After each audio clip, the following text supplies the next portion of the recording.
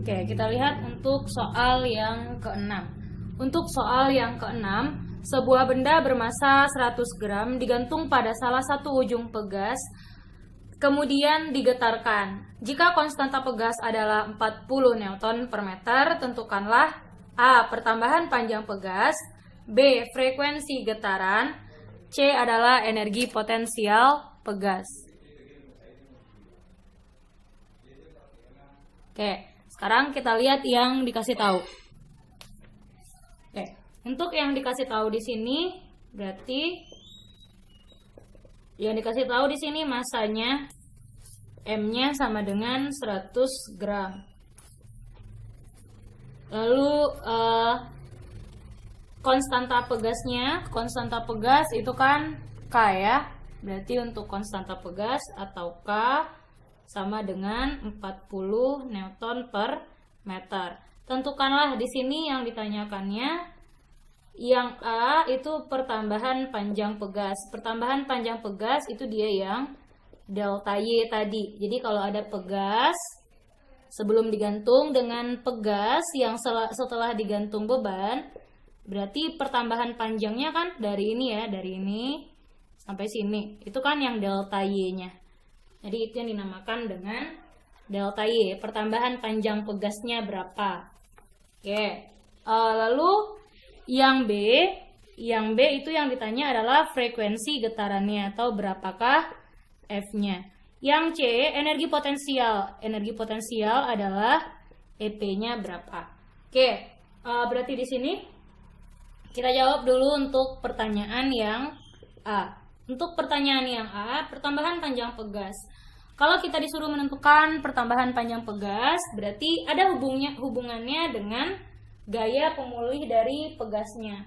Kita ingat tadi persamaan gaya pemulih pegas sama dengan min K dikali delta Y. Tapi setelah dimasukkan ke persamaan, tanda min ini cenderung tidak dimasukkan karena hanya menunjukkan arahnya saja.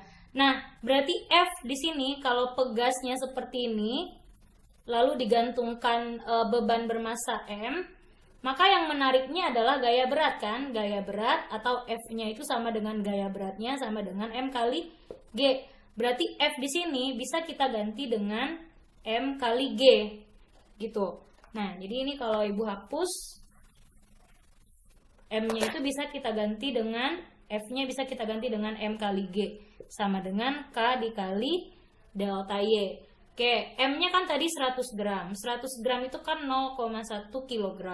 Kita masukkan di sini 0,1, G-nya 10 sama dengan, untuk nilai K-nya sudah ada, konstanta pegasnya 40 Newton per meter.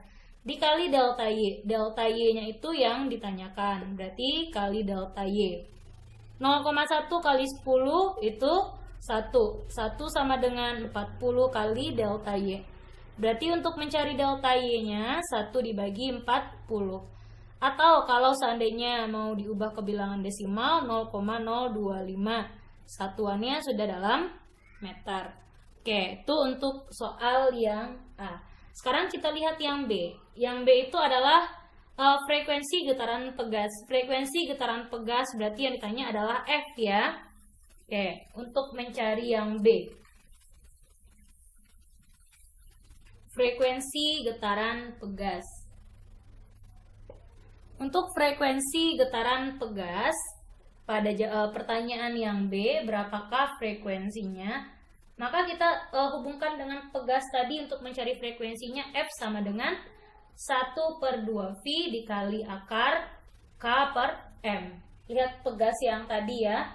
Oke, nah berarti di sini kita bisa cari frekuensinya 1/2V dikali akar, K-nya tadi 40, M-nya tadi 0,1.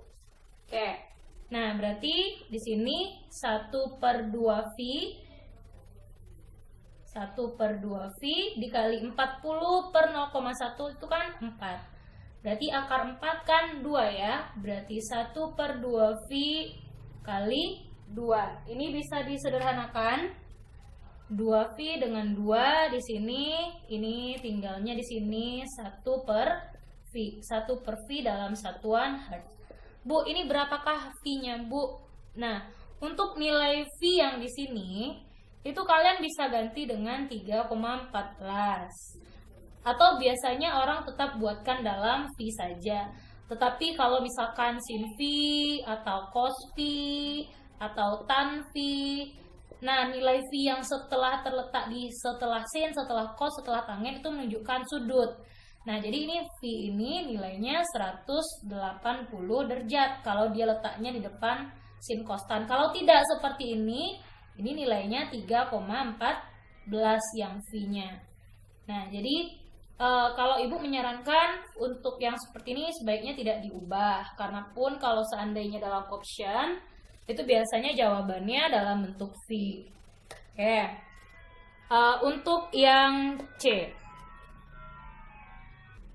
Untuk yang C, itu yang ditanyakan adalah energi potensial pegasnya berapa. Atau kalau kita bisa cari EP untuk getaran harmonik, berarti kita bisa cari EP dengan setengah K dikali Y kuadrat. Berarti setengah berhubung tadi K-nya sudah dikasih tahu 40 Newton per meter. Y-nya tadi ini karena dia delta Y, pertambahan panjang, ini delta Y ya, tapi dikuadratkan. Oke. Untuk delta Y-nya tadi kita dapatkan 0,025 ya, atau 1/40. Ini dikuadratkan, gitu kan? Tadi kan delta Y, tadi kita dapatnya 1/40, atau delta Y-nya sama dengan 0,025. Ini kita masukkan ke sini. Yang lihat di pertanyaan A tadi. Oke, tapi kalau 0,025 susah dikuadratkan, kalian bisa pakai 1/40 saja. Oke ya. Nah, berarti di sini ini bisa disederhanakan dulu yang 40 dengan 2. Dapat di sini 20. 20 dikali 1/40 dikuadratkan 1600. Oke. Ini 20 dengan 1600 disederhanakan lagi. Oke, dapatnya 80. 1/80. Satuannya dalam Joule. Kalau kalian mau cari dalam bentuk bilangan berkoma, boleh-boleh saja. Tinggal bagi 1/80. Oke, sekian dulu untuk pembahasan kita tentang getaran harmonik.